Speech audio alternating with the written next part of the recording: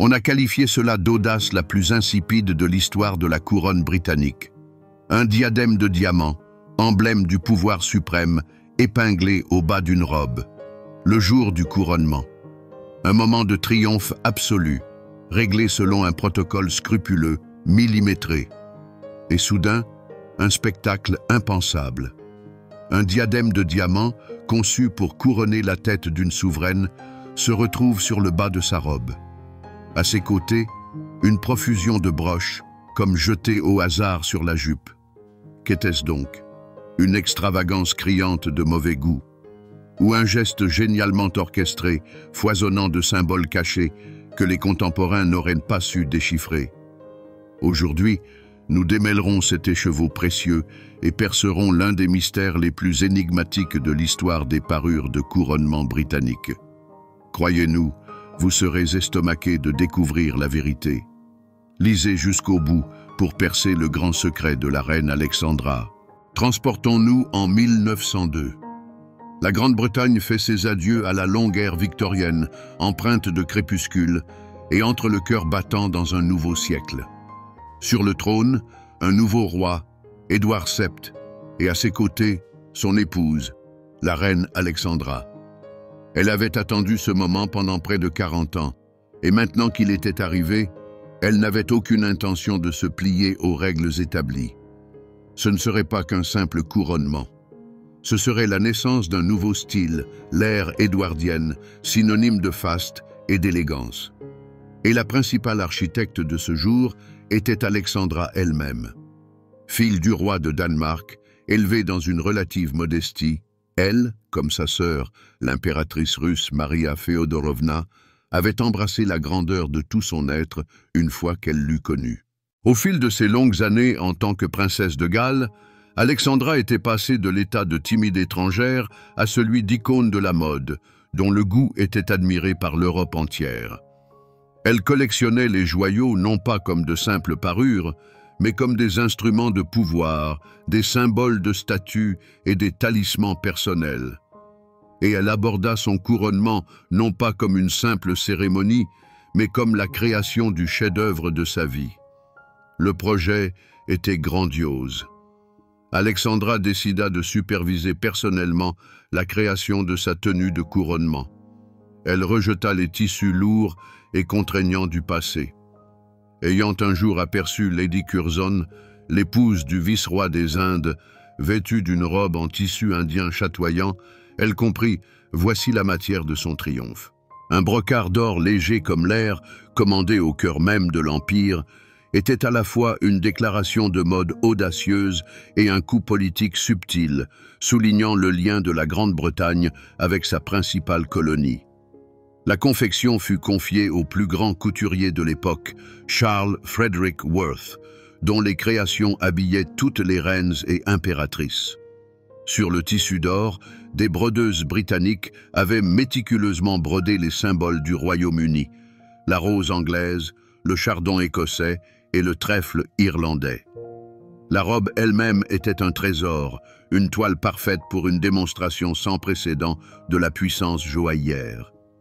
Alexandra n'avait aucune intention de choisir entre ses joyaux préférés. Elle décida de les porter tous. Sa vision n'impliquait ni modestie ni retenue.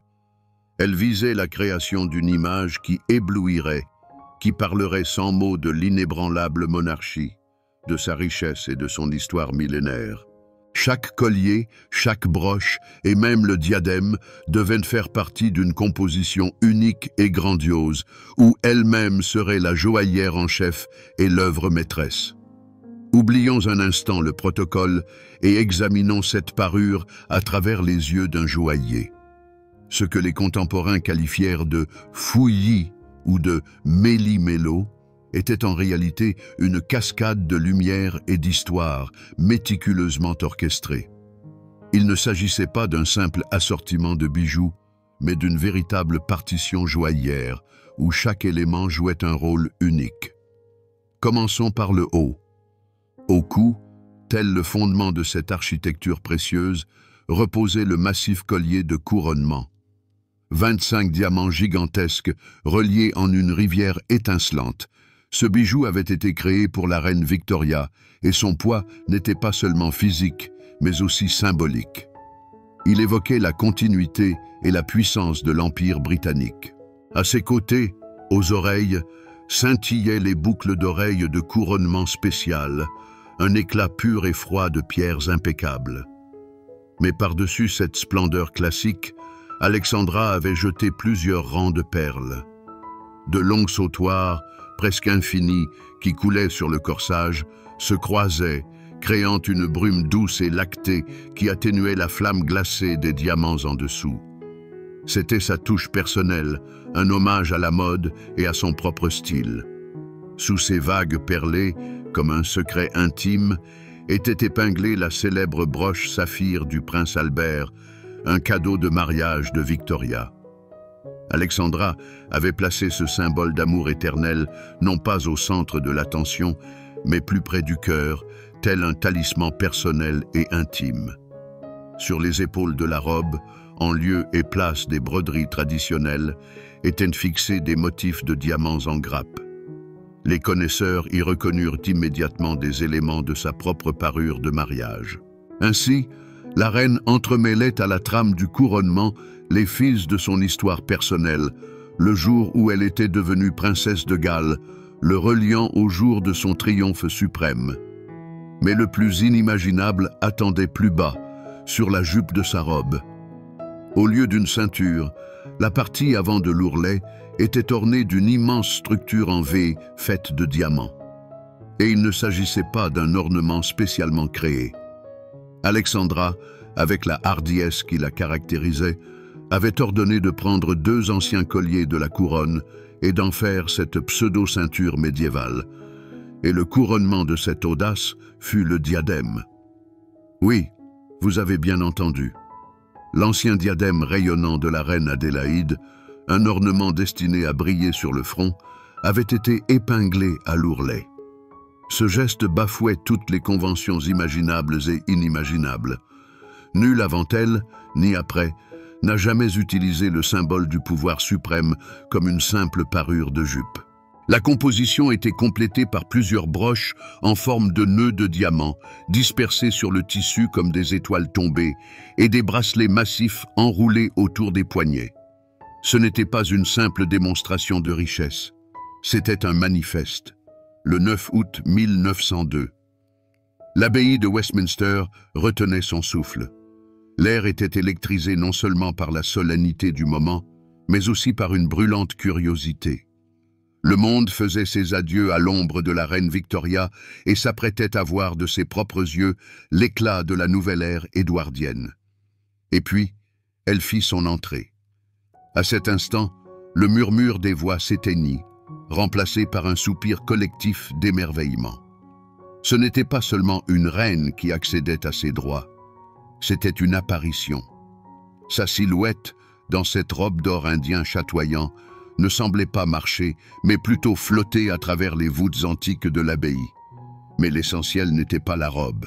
L'essentiel était la lumière. Alexandra s'était transformée en une constellation vivante, en une rivière de lumière qui coulait, miroitait et aveuglait. Chaque diamant, chaque pierre précieuse de sa tenue captait les rayons et explosait en des milliers d'étincelles, créant autour de la reine un halo mobile et étincelant. Ce fut l'accord final de son image d'icône de style, son apothéose. Ce jour-là, elle cessa d'être une simple princesse aimée du peuple. Elle apparut au monde comme l'incarnation même de l'Empire, riche, puissante et absolument certaine de son droit de briller plus que quiconque. Les joyaux cessèrent d'être des accessoires. Ils devinrent son armure et son manifeste. Son image parlait sans mots. L'ère de la modestie et du deuil victorien était révolu. Le temps du luxe, du pouvoir et d'une magnificence non dissimulée était venu. La réaction fut immédiate et contradictoire. Les reporters des journaux, débordant d'enthousiasme, peinaient à trouver les mots pour décrire ce spectacle inédit. L'aristocratie et les invités étrangers chuchotaient, se divisant en 2 camps. Les uns étaient aux anges devant l'audace et le goût de la reine. Les autres, plus conservateurs, étaient choqués. Un diadème sur la jupe? Autant de bijoux en même temps? Cela paraissait une effronterie inouïe, une rupture de toutes les traditions, presque un signe de mauvais goût. Mais les observateurs les plus perspicaces virent derrière cet éclat un calcul froid et une intuition géniale. Ils comprenaient que ce n'était pas un fouillis, mais une déclaration politique soigneusement pensée. L'or des Indes, le saphir de Victoria, les anciens joyaux de la couronne, réunis en un ensemble unique et éblouissant, tout cela était une déclaration visuelle de l'unité et de la richesse de l'immense empire britannique. Le jour de son couronnement, Alexandra ne se contenta pas de porter des joyaux. Elle endossa toute la puissance et la gloire de sa nouvelle nation. Le couronnement n'était qu'une ouverture. Le véritable âge d'or de cette constellation de joyaux et d'Alexandra elle-même en tant qu'icône de style se produisit pendant les années de son règne en tant que reine consort. Elle ne se contenta pas de porter cette tenue éblouissante une seule fois pour la ranger ensuite. Elle vécut ce style. L'image du couronnement n'était pas une exception, mais la quintessence de sa philosophie joaillière qu'elle professait chaque jour. L'élément central de son image, sa carte de visite, devint les colliers montants, ou, comme on les appelait, les colliers de chien. Pour Alexandra, ce n'était pas seulement un hommage à la mode. Dans son enfance, elle avait subi une blessure qui lui avait laissé une petite cicatrice au cou. Et ce qui, pour une autre femme, aurait pu être source de complexe, Alexandra le transforma en son atout majeur. Elle commença à porter de larges rubans de velours, puis des cascades entières de fils de perles et de diamants serrant étroitement son cou. Elle ne cachait pas sa cicatrice, elle en fit le prétexte à la création d'un style nouveau, inimitable, que le monde entier copia. Elle ne se limitait jamais à un seul ornement. Alexandra était une maîtresse de la superposition de bijoux. Sur les portraits et photographies conservées, nous la voyons parée de véritables cascades de joyaux. Par-dessus plusieurs rangs de chokers de diamants et de perles, elle pouvait ajouter plusieurs longs rangs de perles ou de colliers de diamants qui s'entrelaquaient sur sa poitrine, créant une composition complexe mais harmonieuse. Sur le corsage de sa robe, elle épinglait non pas une, mais plusieurs broches à la fois, les regroupant en constellations asymétriques. C'était son style. C'était elle-même.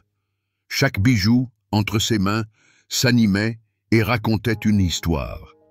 Elle démontait et réassemblait avec virtuosité d'anciennes parures, leur insufflant une nouvelle vie. Elle portait des éléments de sa parure de mariage comme des broches, transformait d'anciens colliers en ornements pour sa coiffure, et les diadèmes, comme nous le savons déjà, elle pouvait les épingler à sa robe. Elle n'était pas seulement la gardienne de trésors, elle était leur co-créatrice, leur metteuse en scène.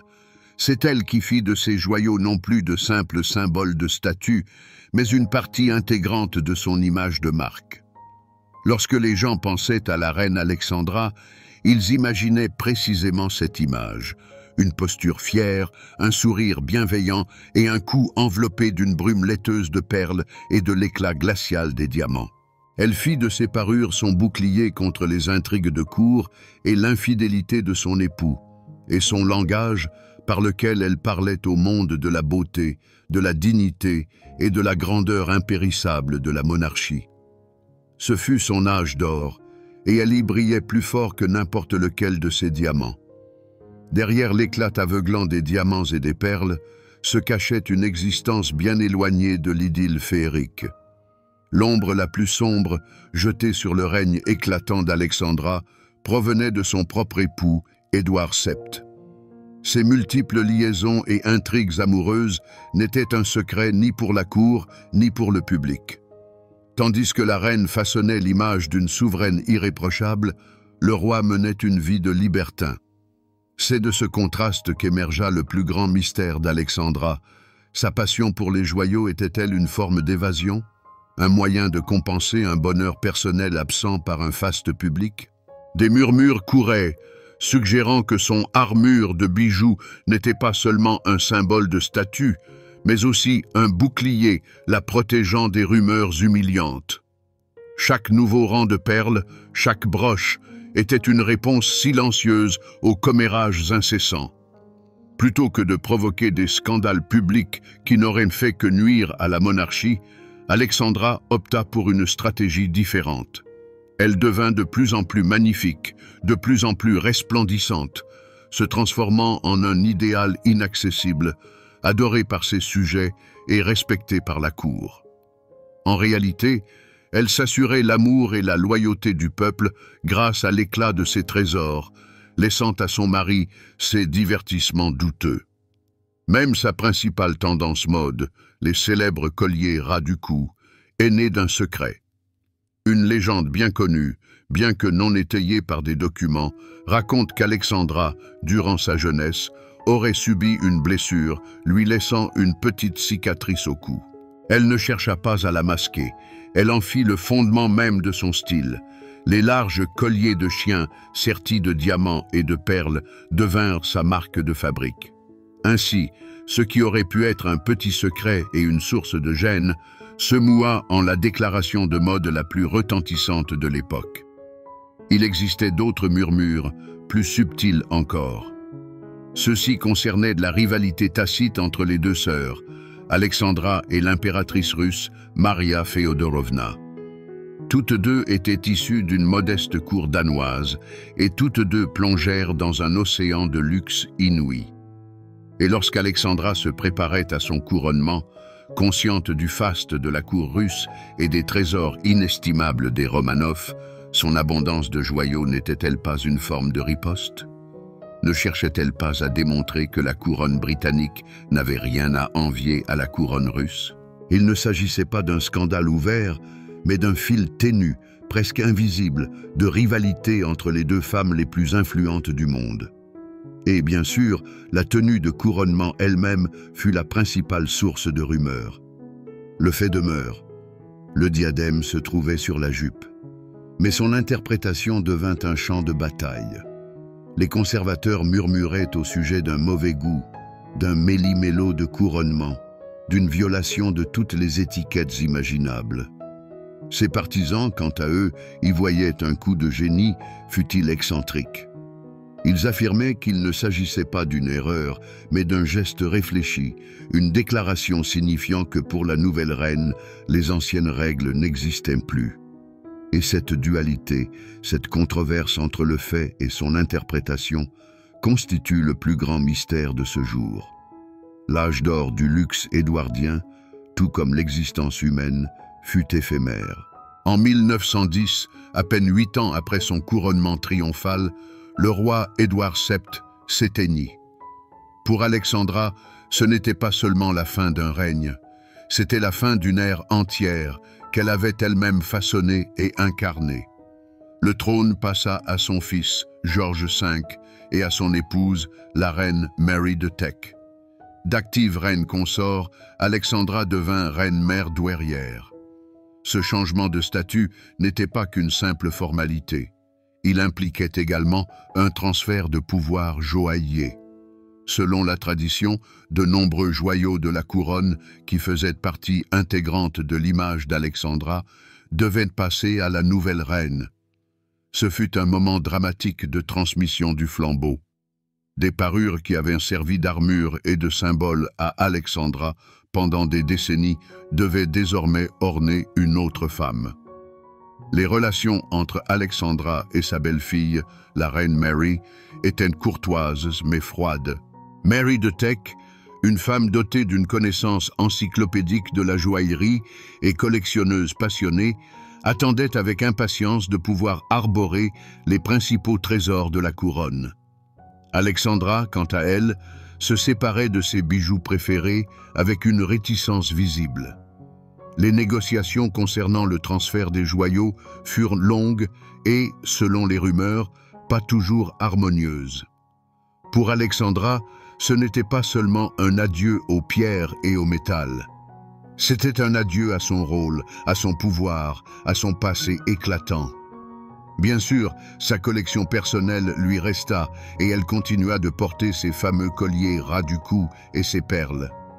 Mais les parures les plus emblématiques, les plus historiquement importantes, y compris celles qui avaient brillé sur sa tenue de couronnement, migrèrent lentement dans les écrins de la nouvelle reine. La période de la vie dans l'ombre commença. Alexandra apparut de moins en public et son éclat précieux s'estompa progressivement, cédant la place à un style plus sobre de la cour de George V. L'époque où une reine pouvait se transformer en un véritable trésor vivant touchait à sa fin. La Première Guerre mondiale approchait et l'ostentation du luxe devenait déplacée. L'ensemble unique des joyaux de couronnement d'Alexandra fut démantelé. Chaque parure, diadème, broche, collier, retourna à sa place dans le trésor royal où fut remodelé. La grandiose composition qui avait ébloui le monde en 1902 cessa d'exister. Elle ne subsista plus que sur des portraits et des photographies jaunies, tel un monument à une époque révolue d'optimisme sans bornes et de splendeur éclatante. Il semblait que cette image audacieuse n'avait été créée que pour un seul jour, pour briller un instant, puis disparaître à jamais, décomposé en ses éléments. Le diadème de la reine Adélaïde retrouva son écrin, la broche saphir du prince Albert poursuivit sa glorieuse histoire, les colliers et les broches se dispersèrent dans les coffrets royaux. L'ensemble légendaire, ce fameux méli-mélo de couronnement, cessa d'exister physiquement. Mais les véritables chefs-d'œuvre ne meurent pas. Ils ne font que s'endormir, attendant leur heure.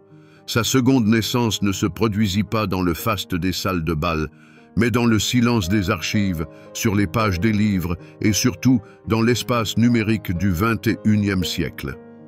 Avec l'avènement d'Internet, des forums historiques et des blogs thématiques, les vieilles photographies jaunies et les portraits officiels de la reine Alexandra retrouvèrent une nouvelle vie.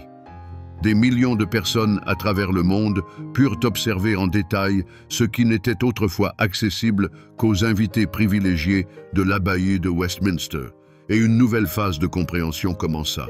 Ce retour sur la scène mondiale fut un triomphe, car il modifia entièrement la perception. Si en 1902, les contemporains, même admiratifs, voyaient avant tout un amoncellement éblouissant, mais quelque peu chaotique, de trésors, le regard des descendants s'avéra bien plus perspicace. Les historiens de la mode, de la joaillerie et les simples amateurs du beau commencèrent non seulement à regarder, mais à analyser. Ils ne virent plus un méli-mélo, mais un code complexe à plusieurs niveaux.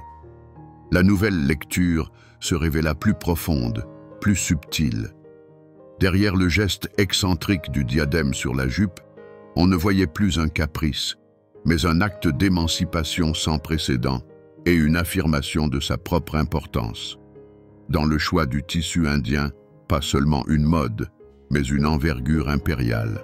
Dans la disposition des broches et des colliers, non pas le fruit du hasard, mais une biographie méticuleusement construite, où s'entremêlaient souvenirs personnels, symboles d'État et reliques dynastiques. La perception s'était déplacée de la question « Combien cela coûte-t-il » à « Que signifie-t-il » Et à cet instant, la valeur de l'image de couronnement d'Alexandra atteignit son apogée absolu. Son coût ne se mesurait plus seulement en carats de diamants, mais aussi au poids du contexte historique. Il devint un exemple emblématique de la manière dont les bijoux peuvent servir de langage non-verbal du pouvoir, de manifeste personnel et de coup de génie en matière de relations publiques. Le cas oublié se transforma en légende, en l'un des phénomènes les plus discutés et analysés de l'histoire des joyaux royaux. Alors, où se trouve aujourd'hui ce trésor, cette image éblouissante de couronnement? La réponse est à la fois simple et complexe, nulle part et partout. En tant qu'ensemble unique et complet, il cessa d'exister au moment où la reine Alexandra le retira après la cérémonie. Ce fut une installation joaillière unique, irremplaçable, un objet d'art créé pour un seul et unique jour et non destiné à être répété. Il n'est conservé dans aucun musée du monde, on ne peut le voir en personne. Mais ses parties distinctes, ses composantes immortelles, continuent de vivre. Le diadème rayonnant de la reine Adélaïde, la broche saphir du prince Albert, le collier de couronnement et d'autres éléments clés de cette image font aujourd'hui partie du trésor officiel de la couronne britannique et de la collection personnelle du monarque. Ils sont précieusement conservés à la Tour de Londres ou au château de Windsor et apparaissent de temps à autre en public, ornant de nouvelles reines et princesses. Mais ils sont désormais portés conformément au protocole. Ce ne sont plus des parures personnelles, mais des reliques d'État inviolables, dont chaque sortie est un événement historique majeur. Le véritable gardien de ce chef-d'œuvre est l'histoire elle-même. Son écrin n'est pas un coffre-fort à la tour, mais les archives, les musées, les livres et l'espace numérique où vivent ces images. Les portraits officiels peints par Luke Fildes, les célèbres photographies du studio W&D Downey, voilà ce qui a conservé ce moment pour nous. Son statut actuel n'est plus un accessoire, mais un artefact historique, un précédent, un exemple emblématique de narration joaillière et de marketing personnel étudié par les historiens de la mode et de l'art. Et quelle est sa valeur? Il est impossible d'évaluer cette image en argent car sa valeur ne se mesure pas en carats. C'est la valeur d'un moment historique, le zénith de la puissance de l'Empire britannique. C'est la valeur de l'audace d'une femme qui a défié des traditions séculaires. C'est la valeur du génie de Charles Worth qui a créé la toile parfaite. C'est la valeur d'un message politique, tissé d'or, de diamants et de symboles. La véritable valeur de cet ensemble est immatérielle et par conséquent absolue. Alors, revenons à la question par laquelle tout a commencé.